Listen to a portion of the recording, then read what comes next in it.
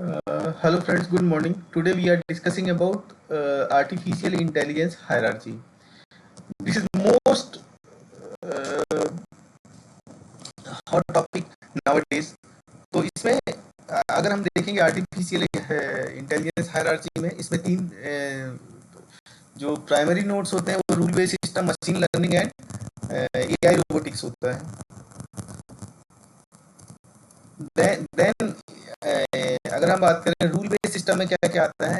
Rule based system में expert systems आते हैं, नॉलेज रिप्रेजेंटेशन आता है और डिसीजन सपोर्ट सिस्टम आता है.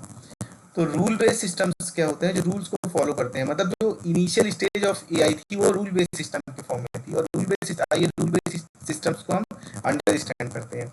तो रूल बेस्ड सिस्टम्स में क्या है, पहले तो नॉलेज रिप्रेजेंटेशन है. सेकेंड थिंग क्या है, एक्सपर्ट सिस्टम है. थर्ड थिंग क्या है, डिसीजन सपोर्ट सिस्टम है. राइट. तो अगर हम नॉलेज रिप्रेजेंटेशन को देखें तो नॉलेज रिप्रेजेंटेशन में आता है fact, rules and frames, ontology. तो फैक्ट मतलब अभी जो फैक्ट है, मतलब 2007 में इंडिया ने वर्ल्ड कप जीता, दैट इज ए फैक्ट, है ना. हैंस प्रूव्ड है. सुबह सूरज निकलता है या कोई भी जो एक घटना पर्टिकुलर टाइम पे हुई है, या अभी 2026 में वर्ल्ड कप चल रहा है, ये सब क्या है, फैक्ट्स हैं. रूल्स क्या होते हैं कि सिंपल सी बात है, जहां पर भी रूल्स को हम ऐसे मान सकते हैं, जैसे अभी इनकम टैक्स का स्लैब है, तो दैट इज ए रूल कि 5% वाला जिसकी इनकम 10 लाख से कम है, या 10 लाख से 20 लाख के बीच में, या 30 लाख से 40, तो ये एक रूल है ना. ऐसे ही फ्रेम्स होता है object based structure.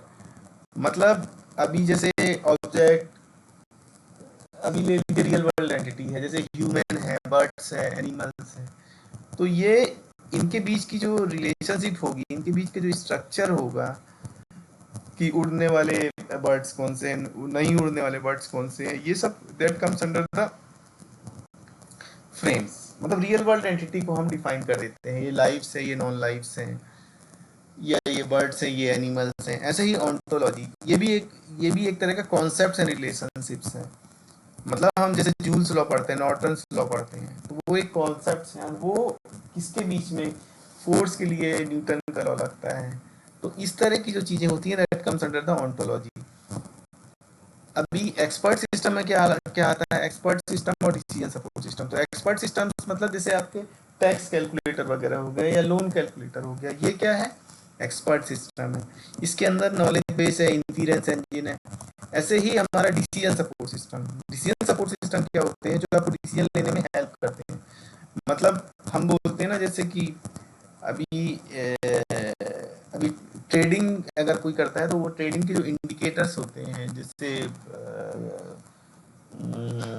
Volume based indicator, या आरएसआई हो गया, ये सब क्या है, ये सब डिसीजन सपोर्ट सिस्टम है. डिसीजन सपोर्ट सिस्टम मतलब जो आपको डिसीजन लेने में हेल्प करते हैं.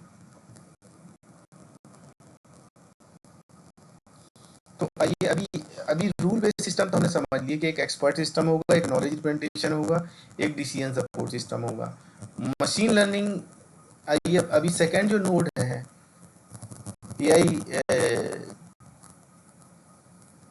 एआई हायरार्ची का जो सेकंड नोड है, that is machine learning. Machine learning में क्या क्या आता है, सुपरवाइज लर्निंग आती है. मतलब इसमें लेबल डेटा होगा, लेबलिंग होगी डेटा की, है ना, कि डेटा को वेल सेग्रीगेटेड डेटा होगा. अनसुपरवाइज लर्निंग में क्या होगा, डेटा लेबल्ड नहीं होगा. तो ये क्या करेगा, पहले लेबल डेटा क्रिएट करेगा, फिर उसके बाद वर्किंग करेगा. रीइंफोर्समेंट लर्निंग जो होती है वो ट्रिक एंड ट्रायल के बेस पे होती है. ऐसा ही डीप लर्निंग होती है. जो सबसे इंपॉर्टेंट चीज है, जो अभी हम जितने भी नए कॉन्सेप्ट पढ़ते हैं, चाहे कंप्यूटर विजन हो, नेचुरल लैंग्वेज प्रोसेसिंग हो, या जैन एआई हो, ये सब that comes under the deep learning. तो कंप्यूटर विजन में क्या क्या आता है, image classification, object detection, image segmentation, है ना. मतलब अभी ढेर सारा इमेज के बीच में से कोई एक इमेज को सर्च कर लेना, या बर्ड्स को या एनिमल्स को सेग्रीगेट कर देना, या ह्यूमन, तो इस तरह की जो भी चीजें होंगी, या ह्यूमन या कार को क्लासिफाई कर देना, किसी एक ऑब्जेक्ट को डिटेक्ट कर देना या इमेज को सेगमेंटेशन कर देना, ये that comes under the computer vision. ऐसे ही नेचुरल लैंग्वेज प्रोसेसिंग में क्या आता है, तो natural language processing deep learning के अंदर ही आता है। जैसे टेक्स्ट क्लासिफिकेशन हो गया, सेंटीमेंट एनालिसिस हो गया, नेम एंटिटी रिकॉग्निशन हो गया, क्वेश्चन आंसरिंग हो गया, मशीन ट्रांसलेशन हो गया, मतलब एक लैंग्वेज से दूसरे लैंग्वेज को ट्रांसलेट करना, चैटबॉट्स हो गया, नेम एंटिटी रिकॉग्निशन मतलब किसी कंपनी के प्रोडक्ट है तो वो कंपनी जब अपने अंदर एआई को इम्प्लीमेंट करेगी तो उसको कहीं भी मान लीजिए उसके प्रोडक्ट का नाम है, जैसे अभी आप ले लीजिए टाटा का, तो टाटा का अगर टी का बिजनेस है तो टाटा टी का मान लीजिए कोई एक नाम है, मान लीजिए T1 है करके, तो वो T1 जहाँ भी यूज होगा तो वो एआई को आइडेंटिफाई कर लेना चाहिए कि भैया ये प्रोडक्ट है, उसकी ये कैरेक्टरिस्टिक है। ऐसा ही सेंटिमेंट एनालिसिस है कि मतलब पॉजिटिव सेंटिमेंट है, नेगेटिव सेंटिमेंट है। ये देन टेक्स्ट क्लासिफिकेशन, मतलब ये टेक्स्ट को क्लासिफाई कर लेना। तो ये सब चीजें नेचुरल लैंग्वेज प्रोसेसिंग के अंदर में आती हैं। वैसे ही जनरेटिव एआई है तो text generation, large language models. तो जनरेटिव एआई में क्या आता है, मतलब कोई भी एक कंटेंट को जनरेट करना यूजिंग द एआई। तो इसमें टेक्स्ट जनरेशन आ गया, लार्ज लैंग्वेज मॉडल्स आ गए, इमेज जनरेशन आ गया, ऑडियो जनरेशन आ गया, वीडियो जनरेशन आ गया। तो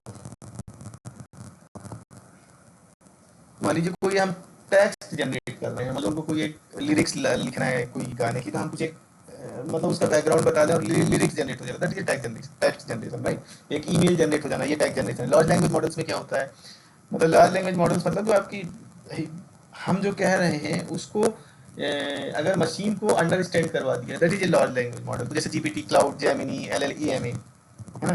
ऐसे ही इमेज जनरेट करने के लिए डल्ले image journey, stable fusion use होता है। अगर म्यूजिक जनरेट करना है तो म्यूजिक जेन और टीटीएस वगैरह यूज होता है। वीडियो जनरेशन के लिए सोरा और रनवे एमएल यूज होता है। अभी इसके बाद के जो इसका बाद जो थर्ड नोड है एआई हायरार्की का, वो एआई रोबोटिक्स है। एआई रोबोटिक्स में क्या होगा, इसमें तीन कंपोनेंट होते हैं, perception, motion planning, control system. तो दुनिया में कोई भी जो सिस्टम होता है वो परसेप्शन मतलब क्या है, उसके सेंसर्स हो गए, उस सिस्टम के सेंसर्स हो गए।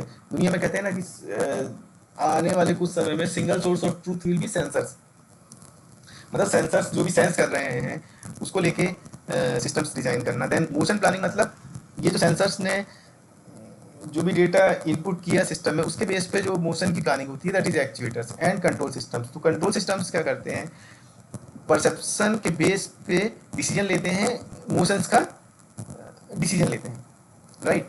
मतलब परसेप्शन क्या हो गया, जो भी हमारा विजन हो गया या